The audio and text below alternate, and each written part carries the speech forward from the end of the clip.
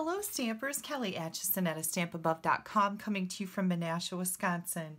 I have a brand new stamp set to share with you today, and it is one of my favorites, the Enjoy Life. I just see so many possibilities with this.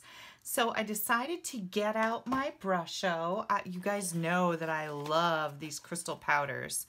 And I made a beautiful kind of a sunsetty background, and then I used my Stamparatus for a repeat image. So it's a cool technique using the Stamparatus that I think you'll really like. Let's get started and I'll show you how I did it. So let's get started with our cardstock layers. This is 5 1/8 by 3 7/8 basic black. And then I have a piece of watercolor paper that is 3 3/4 by 5, scrap of basic black, and a scrap of whisper white. I don't know what color my card base is going to be yet, so we'll determine that after we do our Brusho technique. I'm going to bring in my scrap paper here and Brusho. Stampin' Up's Brusho comes in 5 different colors. You get a blue, a red, a yellow, a green with some brown speckles in it, and also an orange called Gamboge. And I've also got a spritzer with water in it and an aqua painter just in case I need to move things around a little bit. So my favorite way to use Brusho is to put it on my watercolor paper. I'm going to get my pokey tool out here and poke my holes in. Sometimes they fill in a little bit when they've been sitting there. There we go. I want this to be really vibrant, so I've got quite a bit of Brusho sprinkled on. And I know it looks like next to nothing, but believe me, it is quite a bit. And then I'm going to add some more. Oh my gosh, this is going to be so pretty. I do want this to be really, really vibrant.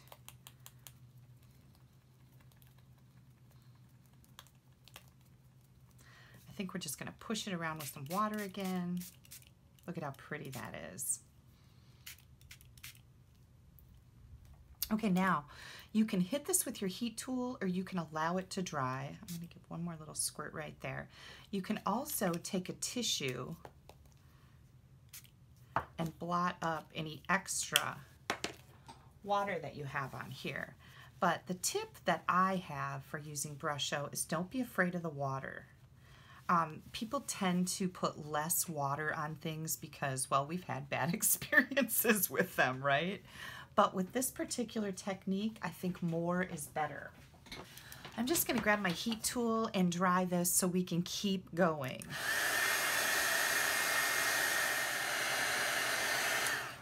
I think that should be good. Now you might have seen me turn my paper over and heat the back. That's because sometimes when you heat the front, it curls up. So if you turn it over and heat the back, it'll lay back down, which is really nice. Okay, now I wanted to use this Enjoy Life stamp set. When I first saw this, I just fell in love with it because I saw so many possibilities here.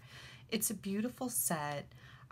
It's a $1 Million Achiever set. It's made by one of my friends, Connie Fitzgerald, and it's just got some gorgeous sayings in here. It's a tribute to her children and a tribute to her son that she lost in a canoeing accident, who was so full of adventure in life. Excuse me. I'm getting a little choked up here. It's a really sad story, but a very happy stamp set that this goes with. So, okay, so I had a colossal fail with my last layer. I got ink smudges on it. Oh my Lord. So I've made a new Brusho layer, and I'm bringing in my bicycle guy. I'm just going to put him right here, and we're going to try this again. You know how sometimes those things happen? You guys always tell me that you love to see when I make mistakes because then you know that I'm human. And if you only knew how human I was, you'd probably laugh your butt off. Okay. Whoops, that didn't press down all the way, did it? There we go. That looks better, doesn't it? So my tip to you on the Stamparatus is just to give it a little more pressure. And it'll stamp really nice. Okay. Now we are going to take our plate and move it over one.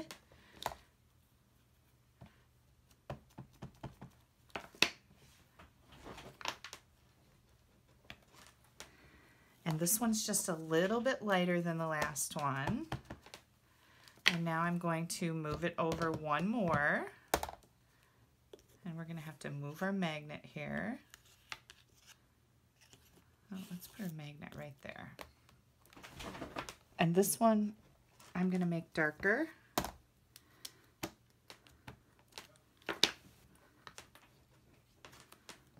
That looks better.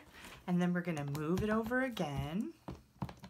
Now, you could stamp this with a stamp on a block, but we know with watercolor paper and this pretty background that it's a porous paper. Like I said, it's very porous and it doesn't always stamp that image as well as it should because the ink is soaking into the paper. So by using the Stamparatus, it gives you the opportunity to restamp it as many times as you need to get that solid image.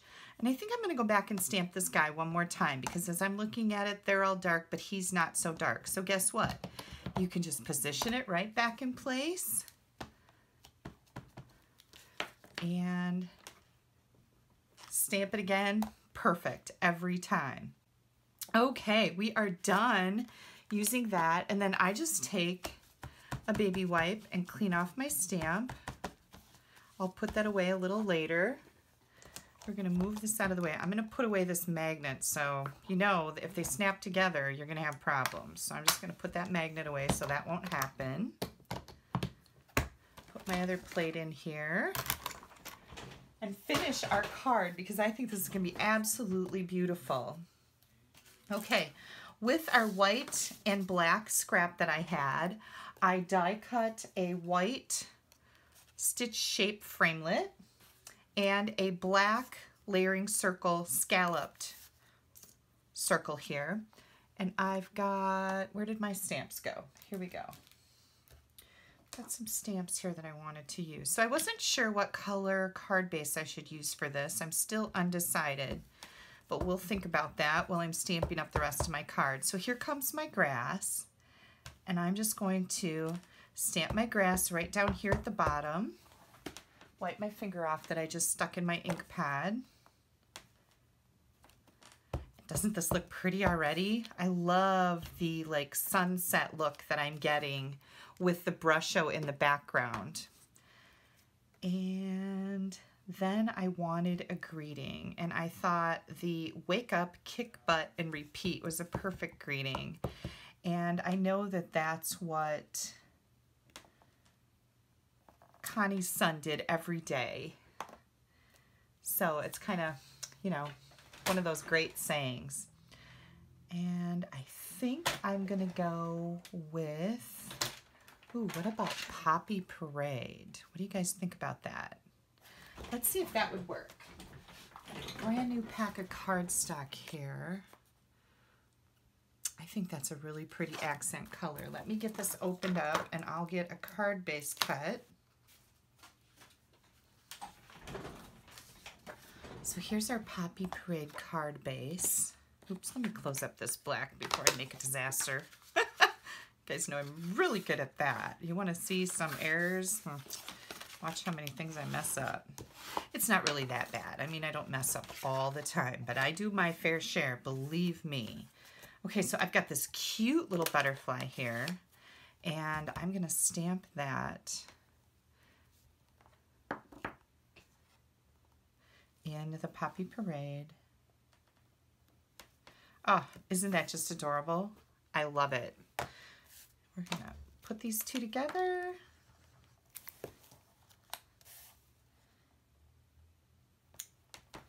And then I think I'll pop this up on some dimensionals or a dimensional. This is a pretty small little circle, so one dimensional will work fine. And I think we're ready to put our card together here. So I'm going to use, I use extra glue on watercolor paper because when you heat it like I did, or you get it good and wet, it kind of warps a little bit. So the extra glue will help secure it in place because it's not perfectly flat anymore. Oh my gosh, look at how pretty this is.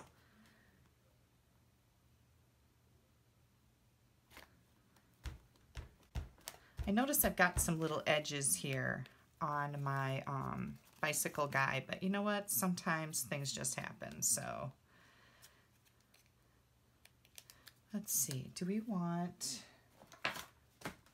I think I do want a little bit of linen thread in here. I could have used black, but I think I'm going to like the linen better. I'm going to pull that right down in here. This is like my favorite thing lately, is wrapping this around 3 times.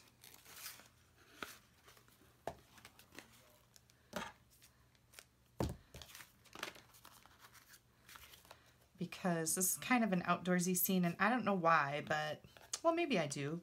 Linen thread reminds me of binder twine. And when I was a kid, here's a little tidbit you probably don't know about me, but when I was a kid, I raised and trained horses.